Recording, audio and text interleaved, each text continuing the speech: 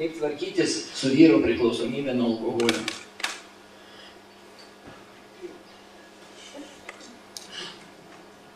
Kaip pakeisti išorę? Vėlgi klausimas tas pats. Kaip pakeisti išorę?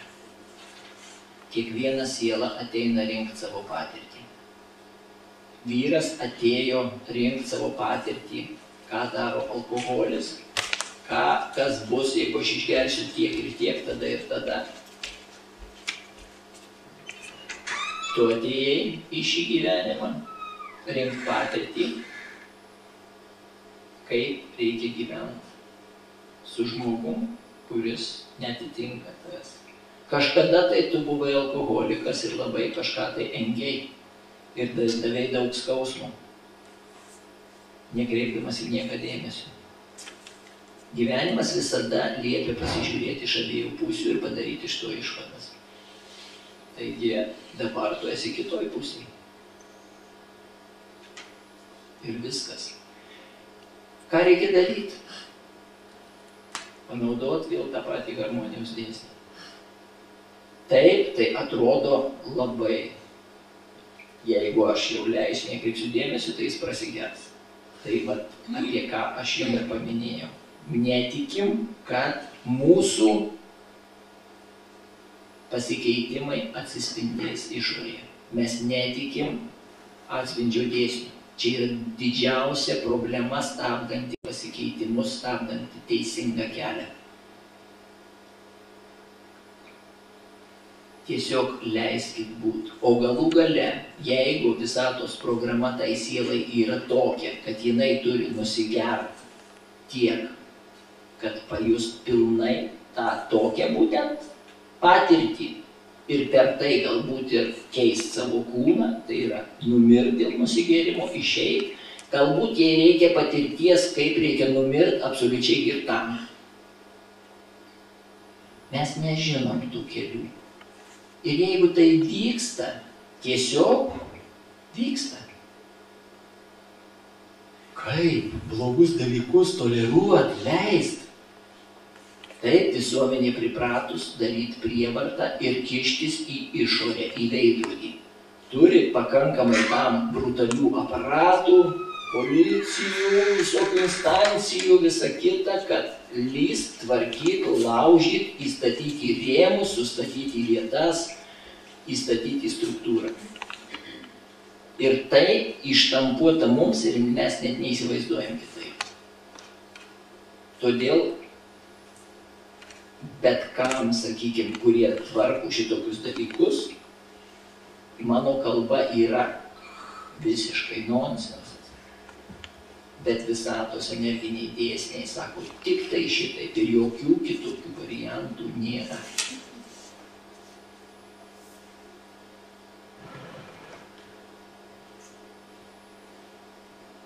Tiesiog pradėkit daryti.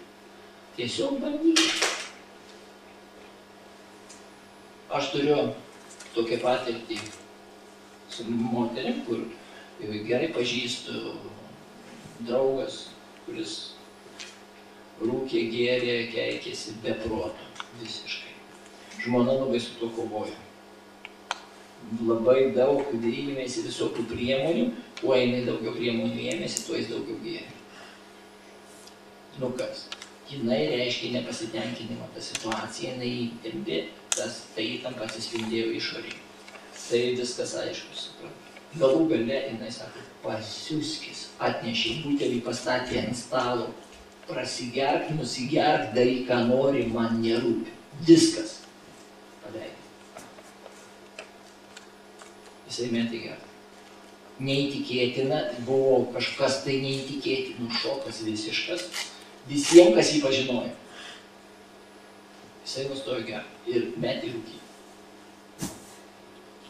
Nu, dar nemetė keiktis. Bet pasikeitimai neįtikėtini. Lanko meditacinis seminaras. Nu, aišku, tai dar neištempė jo, sakykime, dar yra užmateglybės, užsikabinimų daug, bet tai keičiasi. Tai vyksta nedviprasmiškai.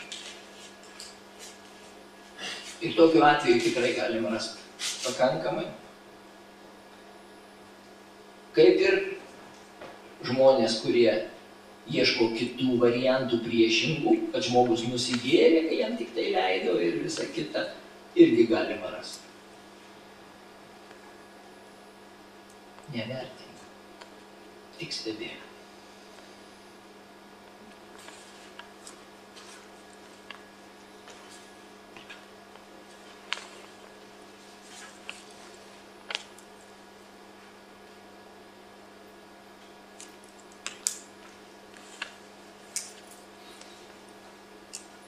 Ką mes darom dažniausiai, kaip mes vertinam tą dalyką.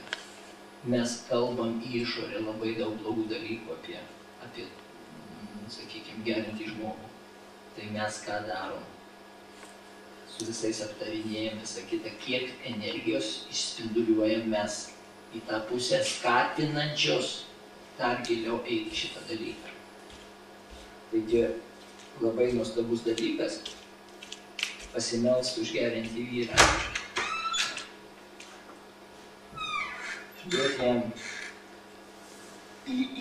Duoti jam savo atleidimą, pasimelst, kad Dievas jam atleistų, kad jį palaikytų, kad jis greičiau susirinktų tą patirtį, kurią jis turi susirinkti.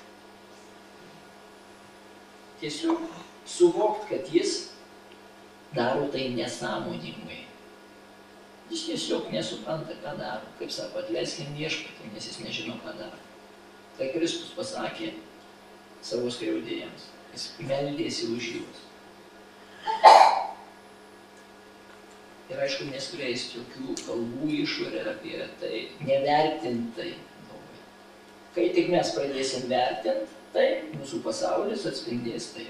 Sakai blogai, gerai, viskas. Pasakei viskas, taip ir bus. Iš tikrųjų bus blogai. Taigi malda yra nuostabus energinis pasiūlymas visatai harmonizuoti kažką tai. Jeigu tai tikrai atitinka harmoniją, jeigu atėjo siela patirties būtent tokios, o mes norėsim pakeisti situaciją, ne.